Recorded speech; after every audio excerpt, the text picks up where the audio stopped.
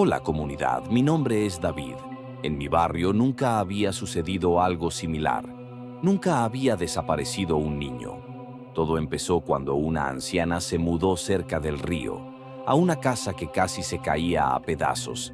La llamaban la tía Toña, pero ese nombre era solo una máscara, como la piel humana que se le iba pudriendo poco a poco. Vivía en una casucha al final del barrio de la Cruz, donde las paredes transpiraban un líquido espeso y amarillento, y el piso de tierra siempre estaba húmedo, como si algo respirara por debajo. Las madres del barrio sabían que no debían dejar a sus hijos solos cuando el reloj marcaba la medianoche, porque era entonces cuando se escuchaba el arrastrar de sus guaraches sobre el empedrado. Un sonido lento, cansado, que se detenía frente a las casas donde habían nacido niños recientemente. La primera desaparición ocurrió en la casa de la familia Mendoza. La pequeña Lucía, de apenas 3 meses, se esfumó de su cuna sin que nadie escuchara nada. Solo quedó un rastro de ceniza en forma de mano pequeña, con dedos anormalmente largos, sobre la almohada. La madre, al verlo, enloqueció. Se pasaba las noches escarbando las paredes con las uñas, diciendo que escuchaba a su hija llorar dentro de los muros. Pero el verdadero horror comenzó cuando los niños empezaron a regresar. Fue el pequeño Rodrigo el primero en volver. Lo encontraron una mañana, sentado en medio del patio de su casa, completamente desnudo. Parecía normal al principio, excepto por 2 detalles. Sus ojos no reflejaban la luz y siempre estaba sonriendo.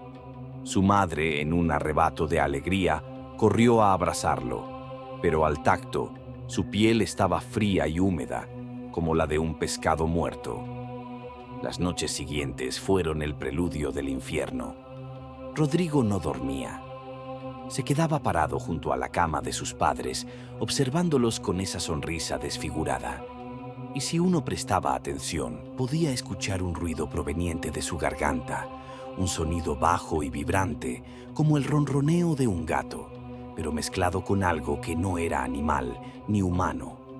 La señora Mendoza juró que una madrugada lo vio trepar por la pared como un insecto, sus dedos retorciéndose para aferrarse a las irregularidades del yeso. Cuando encendió la luz, el niño estaba de vuelta en su cama, pero las marcas en la pared, esas no se podían negar. Lo peor vino cuando los otros niños comenzaron a desaparecer. Uno por uno, el barrio se fue quedando sin risas infantiles. Y siempre, la tía Toña era vista merodeando por allí antes de cada desaparición. Don Eliseo, el carnicero, fue el único que tuvo el valor de seguirla una noche. Lo que vio en el Panteón de los Angelitos lo dejó paralizado del terror. La tía Toña, arrodillada frente a una fosa recién abierta, rodeada de 7 criaturas que alguna vez fueron niños. Sus cuerpos estaban hinchados, como si algo creciera dentro de ellos, y de sus bocas salían gruesos gusanos negros que se retorcían al ritmo de un cántico en una lengua olvidada. Cuando la tía Toña se dio cuenta de que la observaban, volteó hacia don Eliseo, y fue entonces cuando él entendió por qué nunca se quitaba el rebozo. Debajo de la tela no había un rostro, sino un hueco negro del que brotaban docenas de esos mismos gusanos, formando una sonrisa grotesca. Don Eliseo corrió, pero no importó.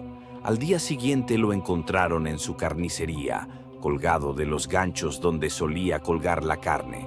Su piel había sido removida con precisión quirúrgica y en su pecho, grabado con un cuchillo oxidado, había un mensaje: siempre necesito más piel. Y ahora, cada vez que el viento sopla en el barrio de la Cruz, se escucha el arrastrar de unos guaraches sobre el empedrado. Se detienen frente a las casas donde hay niños recién nacidos. Tal vez esta noche se detengan frente a la tuya. La tía Toña no siempre fue una bruja. Hace siglos, cuando México aún olía a sangre de conquista, fue una niña llamada Antonia, hija de una curandera que sanaba con hierbas del cerro. pero la Inquisición quemó a su madre por pactar con el diablo, y Antonia, desesperada, corrió al único lugar donde sabía que podría vengarse, la cueva del Zamorano, donde dicen que el mismo Luzbel se aparece en las noches de luna negra. Allí, algo le hizo una oferta. Te daré vida eterna, pero necesito piel fresca para mantener mi reino en la tierra, y tú serás mi cazadora. El precio fue su humanidad. Los niños eran material sagrado. Solo tomaba a los nacidos en viernes de luna menguante, carne pura, sin pecado original. En el panteón les abría la garganta con su cuchillo de obsidiana y los amamantaba con leche de perra negra mezclada con su propia sangre. A los 7 días el niño dejaba de llorar. A los 14 empezaba a reptar por las paredes, y cuando la luna estaba llena, se convertían en Itzcuintlipili, demonios con cara de infante y cuerpo de perro azteca, con piel tan elástica que podían estirarla como goma de mascar. La tía Toña con el tiempo se convirtió en una simple herramienta para otro tipo de ser inhumano y grotesco. Robaba a los niños para reponer su propia carne. Cada luna nueva, uno de sus hijos le entregaba un trozo de su piel fresca, que ella cosía a su cuerpo con hilo hecho de cabellos de difunto. Así mantuvo su inmortalidad por 200 años. Pero había un problema. Los niños no dejaban de crecer bajo tierra y cada vez tenían más hambre. Es por eso que algunos escapaban y volvían a sus casas, como Rodrigo, y terminaban devorando a sus padres. Cuando los valientes moradores entraron a su casa abandonada, hallaron 7 tambores hechos con piel, aún tibios, un diario donde detallaba cada niño robado, con anotaciones como Rodrigo, piel suave, ideal para párpados. Pero lo peor lo encontraron en el sótano, los primeros niños, que los había raptado hace años. Ahora eran criaturas sin forma, globos de carne con docenas de bocas que suplicaban: «Mamá, ¿tenemos hambre?». La tía Toña sigue ahí afuera, pero ahora tiene ayudantes. Cuando escuches a un niño reír en la noche, fíjate si su sombra tiene cola.